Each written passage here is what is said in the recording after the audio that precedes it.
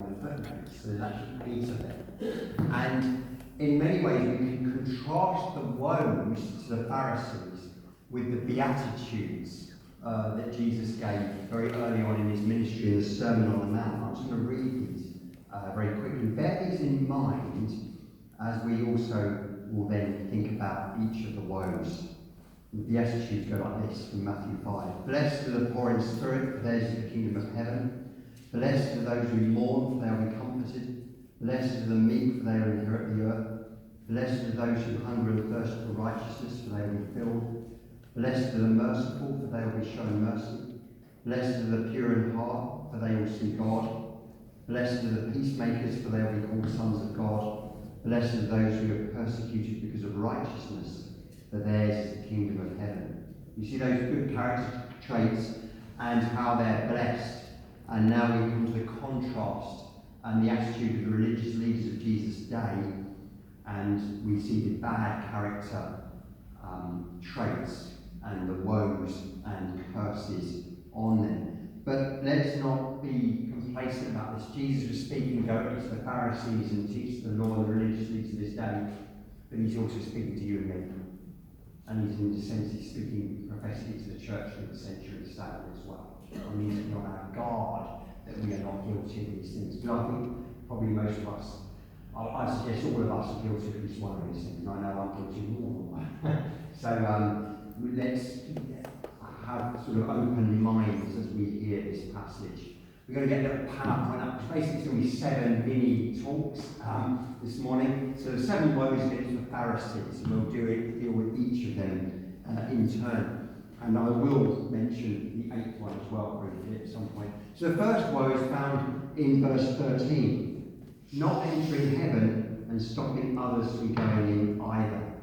So just to read it again. Woe to you, teachers of the law and Pharisees, you hypocrites!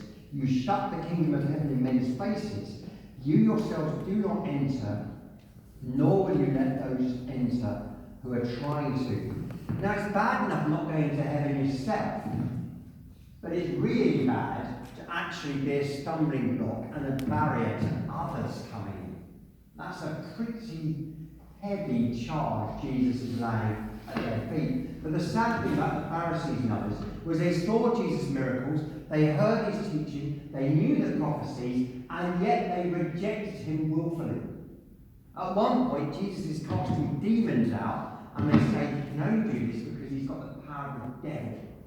And Jesus actually warns them about committing the unforgivable sin at that time. Be careful about blaspheming against the Holy Spirit by attributing what's from God to the devil. The Pharisees saw the evidence of Jesus, and yet they rejected it, wanted nothing to do with him, opposed him at every step, and encouraged others to do the same. 3 days later, after this, they would be encouraging the people of Jerusalem to shout, "Crucify." So they weren't just not going to get into heaven themselves, they were stopping others from going in. And we might remember what Jesus said about those who cause these little ones to sin. We tend to think it's children. In the context, it actually means believers. That's the best context for that verse. And it's better than a millstone is put around your neck and thrown into sin. It's harsh judgment. Also, we can imagine the judgment from James chapter 3, verse 1, when James says this: "Not many of you should presume to be teachers, my brothers, because you know that we who teach should be judged more strictly. And the more influence we have on other people, the more harm we can do, and the more the judgment of God potentially comes upon that person doing the harm." The Pharisees don't want anything to do with Jesus because he troubles them, he challenges them, and he questions their lofty self-given status. They don't like it at all. But you can imagine, they're standing in the gate to heaven. No intention of going through, they're blocking everyone else's passage as well.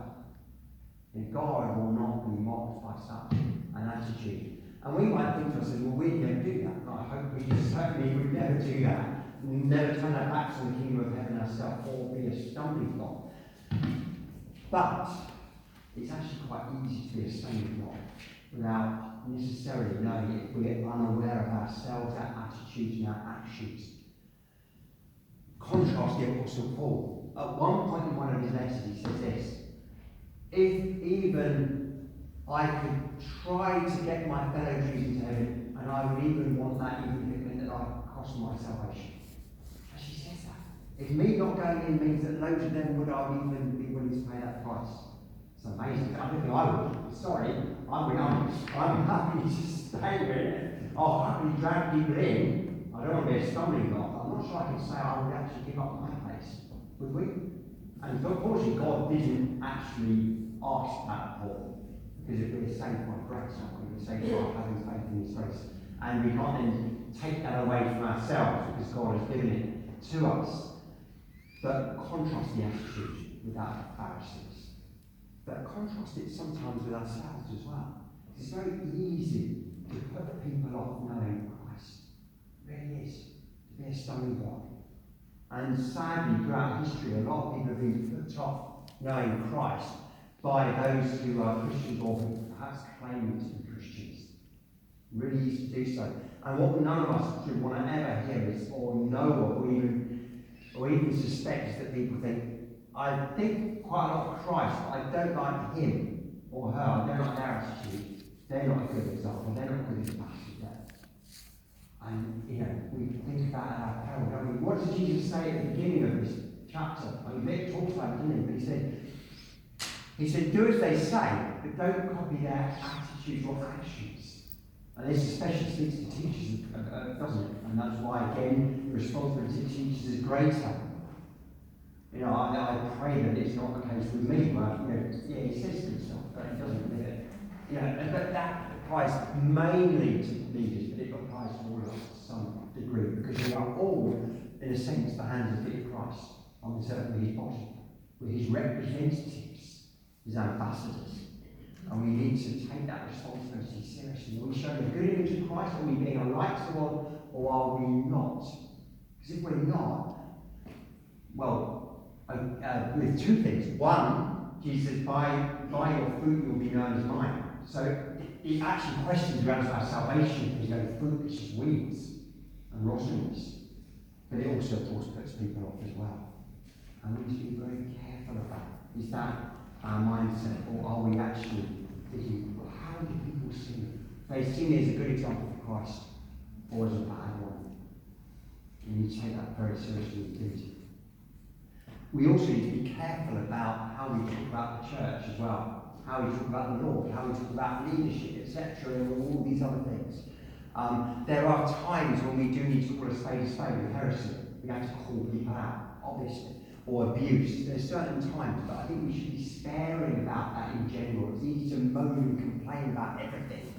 What they call washing or dirty linen in public. You need to be very careful of that. I say there's a time where it has to be done. But in general, we should be cautious about such an attitude. Because again, that would be a stumbling block to people, putting them off coming to know Christ. Because what they see, the evidence, is of course the people representing Him. Okay, woe, so that's not entering heaven and stopping others going in either. And then second woe, verse 15. Woe to you, teachers of the law and Pharisees, you hypocrites, you travel over land and sea to win a single convert. And when he becomes one, you make him twice as much a son of heaven as you are. Lovely.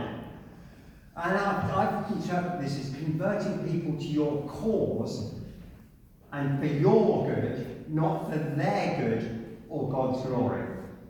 We need to again think about our attitude. Even to evangelism, which of course are very noble things to do. The Pharisees actually were proselytes. They were actually missionaries, which is unusual for Jews at the time. So well done, except not well done because they're not preaching the right message. In a sense, the intent and the zeal are there, but it's in the wrong place. And so what the Pharisees were doing, they wanted converts to make them look good, to tick off boxes, to talk up, look how holy I am, look how wonderful I am, to put them into their little sect, their little club, and to make them as self-righteous as they were. And the Pharisees, of course, were their bad example of looking down on other people, their lack of mercy, their inward faults while being outwardly looking good, were going to make pretty bad disciples, weren't they? You can imagine those disciples think, oh, this is the way to live, like the Pharisees, to be hypocrites. And also, you can imagine the Pharisees putting down on them, and oh, we're going to put everyone else down because we were put down. And then the cycle goes on and on and on. Instead of, again, good fruit, you have weeds, the rubbish, thorns, and the nettles coming up, which of course is bad fruit. And again, what is our attitude to our service? What is our attitude to the kingdom of God? Do we do things thinking, look at me? Is it self-aggrandizement? It's really easy for it to become a fame trip. And, I'm doing these things to look good, or to show what a wonderful person I am, or a wonderful Christian I am. Actually, it's for God's glory, isn't it? And likewise, evangelism, a lot of people, very committed to evangelism, you'll find them saying, like, oh, I converted X amount of people today. Sorry, you didn't. Conversion between God and the person. You may have been faithful to God by being there and obedient to Him. You did not convert them, sorry. But it can become very much sort of a contest of who's the greatest. We need to be very, very aware of that and very wary of that. And again, church needs, again, speaking to myself first, it's very easy to get thinking, oh, I want them to come to my church so I look. Really easy to fall into that. It doesn't take much for it to become a pride thing, for it to become a little empire. This is my empire, my place. Instead of thinking, what's for the glory of God and the good of the people? And am I putting myself in the foreground and Christ in the background? When it should be the opposite. He should be in the foreground and we should be there in the shadows, doing his work, but with humility pointing to him. And that could be anything. It could be a home, it could be Bible study, it could be prayer meetings, it could be worship, it could be all sorts of things. It can become about us rather than about God. We need to remember the bigger picture and who we're glorifying, and to ensure our motives. It's very easy to get into the wrong motives, to ensure our motives are right before God. Okay, the third one. Verse 16, won't you blind guides? You say, if anyone swears by the temple, it means nothing. But if anyone swears by the gold of the temple, he is bound by his oath. You blind fools, which is greater, the gold or the temple that makes the gold sacred? And here I say this is making the trivial more important than the greater. Making the trivial more important than the greater. It's ridiculous, isn't it? These Pharisees are saying, don't swear by the temple, swear by the gold in it. Don't swear by the altar, swear by the offering pyramid. What a weird set of rules they've made up. And again, they've made the smaller into the greater. They've accentuated the minor at the expense of the major. And that just shows the mess that they were in. Always trying to look at the intricacies so they can catch people out and show how holy they are and how better they are than everyone else.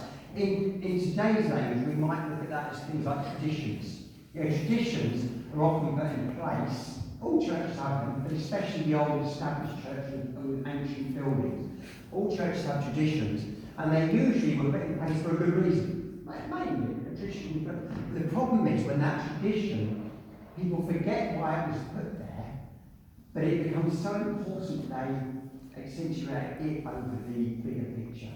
And the tradition starts to become more important than the actual message that we're trying to preach. And that's when it gets very dangerous. Again, the minor is going above the major and becoming a stumbling block. And it's clouding the way to God.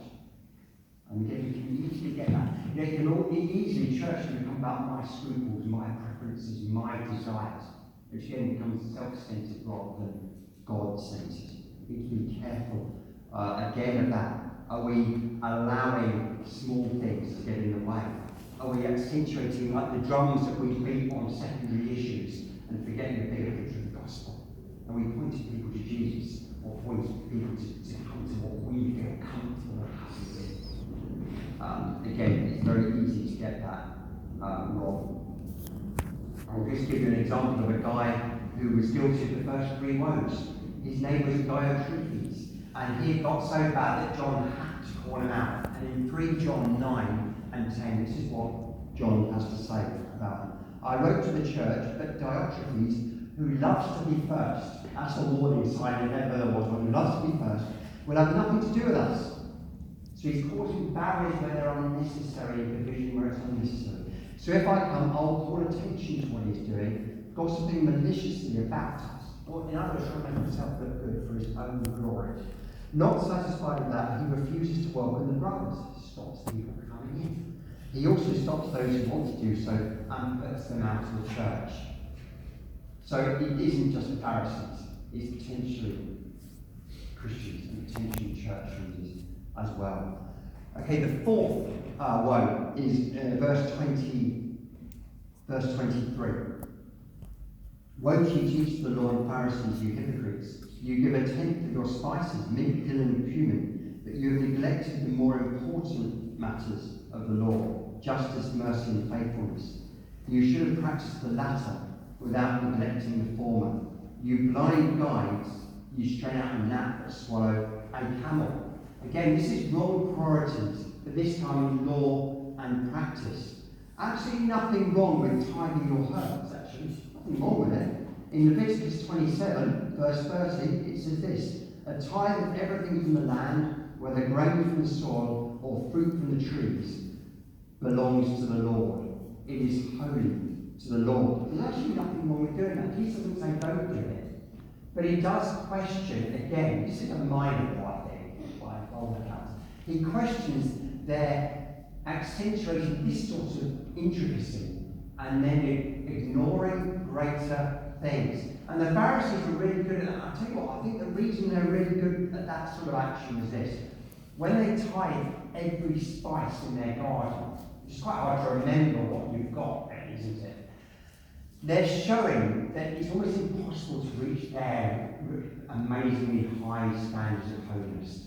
And they're showing like a benchmark, which is really hard for anyone to follow in their footsteps, so they can look down on everyone. And again, it's a bit like not seeing the wood for the trees. They're focusing on that, but forgetting the bigger picture. But perhaps it's also a smoke screen where people might wonder what their other actions are like. Look at it, I'm really good at this very minor thing. I surely must be good at everything else. There's a little bit of a manipulation going on here as well. A little bit like they tie people in knots with their oaths and swearing. And can I just come back briefly to the oaths and swearing? In Matthew 5:33 to 37, Jesus says this about oaths. Again, you have heard that it was said to the people long ago, do not break your oath, but keep the oaths you have made to the Lord.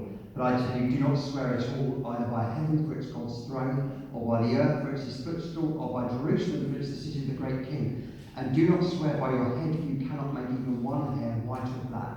Simply let your yes be yes, and your no, no. Anything beyond this comes from the evil one. So even before the Pharisees make a nonsense of oaths and swearing by putting all the priorities wrong, it's actually a dangerous thing to do. You shouldn't be swearing on things. It's a real minefield. I don't even quite understand exactly what Jesus is saying here. That's how much of a minefield it is. We should not be swearing by God lest we actually commit blasphemy by swearing falsely, or very easily to take the Lord's name in vain, which is the third commandment, breaking of it. We need to be people who are honest and trustworthy. And it's potentially the people who are not honest and trustworthy who say things like, I promise I'll do this, on my honour, or by God's name I'll do this, or cross my heart and hope to die on my life, I promise. And people tend to be doing that because they're trying to convince everyone that they're serious.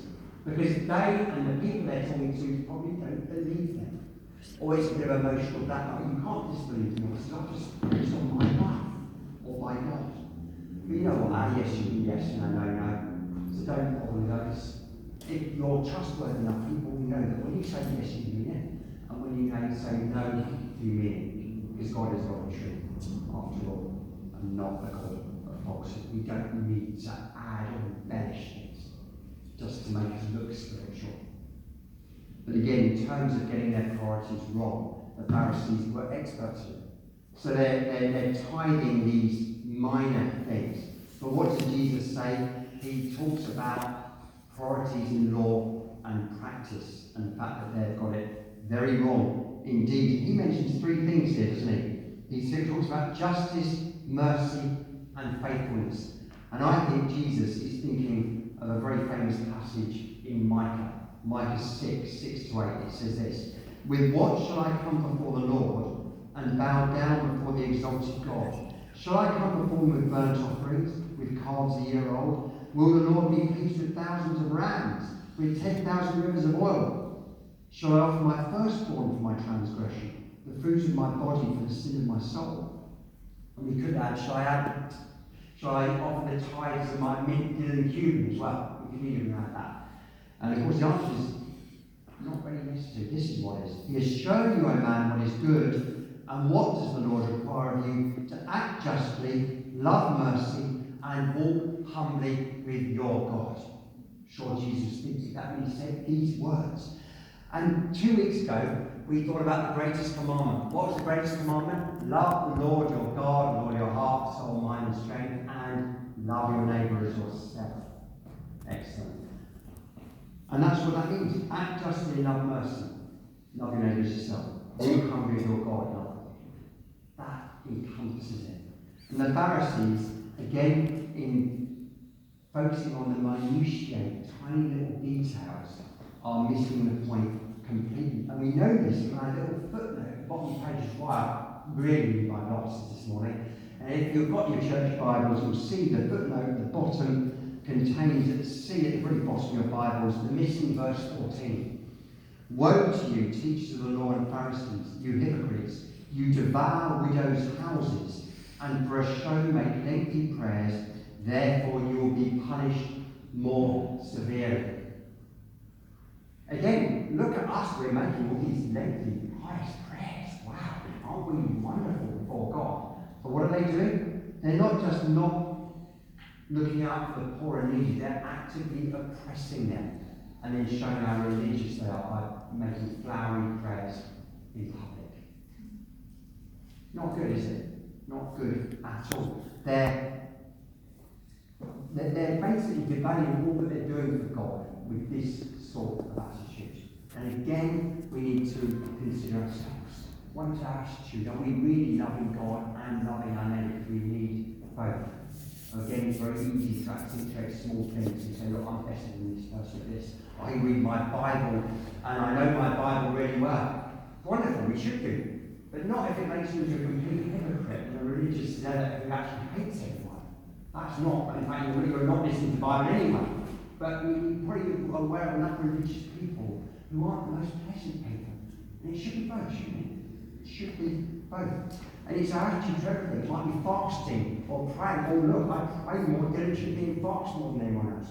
But make sure everything else matches up as well to give that a value. I praise them, everyone. Again, make sure everything else fits into place as well. What does Jesus say to you? He says this semi-amusing thing, doesn't he? You blind guide, you straight out a gnat that swallow a camel. Now, a gnat and a camel are both unclean creatures in Jewish kosher law. You wouldn't want to eat them anyway, but you couldn't eat either of them. The gnat is tiny, of course. So Jesus thinks of the smallest thing going. And if you've got a sieve out, you'd need a very, very fine sieve to strain a gnat out. No, it's impossible, actually. I think it's so fine you wouldn't see, you ever see the holes in it. Very, very fine. Think of a camel now. The sieve would have the size of a